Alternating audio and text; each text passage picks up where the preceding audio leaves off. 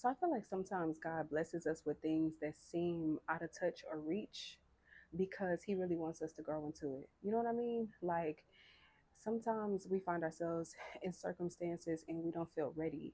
And instead of asking God, like, God, give me the tools to be able to steward this well, or God, help me or show me how to manage this situation, that's teach me how to build relationships, or show me how to launch this idea because this feels like a lot. Like, this is clearly on my heart. I can't stop thinking about it. I'm always like talking about it to my friends and family or whatever.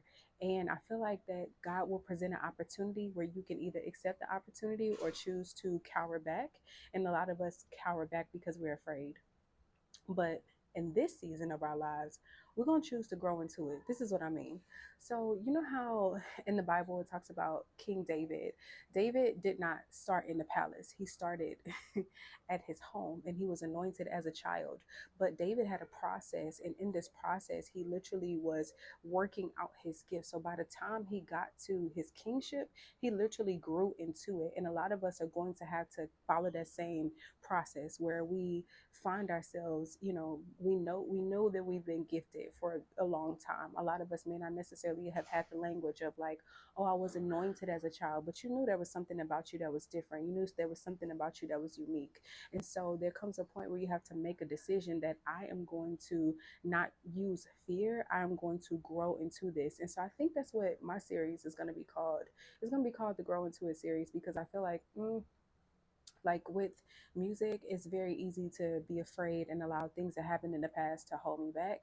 But I feel like this is an extremely big idea. My goal is to release either a single or a project on the 10-year anniversary of Pretty Night, which is March 4th, 2026. And so that is a lofty goal. I don't know how I'm going to do this. Like, I don't have all the answers. All I have is experience. I've branded many different types of entrepreneurs and different types of businesses, different industries. I know that I've done that well. You know what I'm saying? I've been paid to do that well. And even with myself, I went from having an idea to launching a book, and it was a number one new release on Amazon. I've helped somebody produce a number one book on Amazon. I've helped so many artists produce singles that have gone well, and now they're traveling overseas and all these different things. So I know that I can take somebody or myself from an idea to literally reality. And so we about to do this again, but this is the thing that I've like loved the most. Is sometimes that very, very thing that you love the most, it's the hardest to do that because it means so much to you.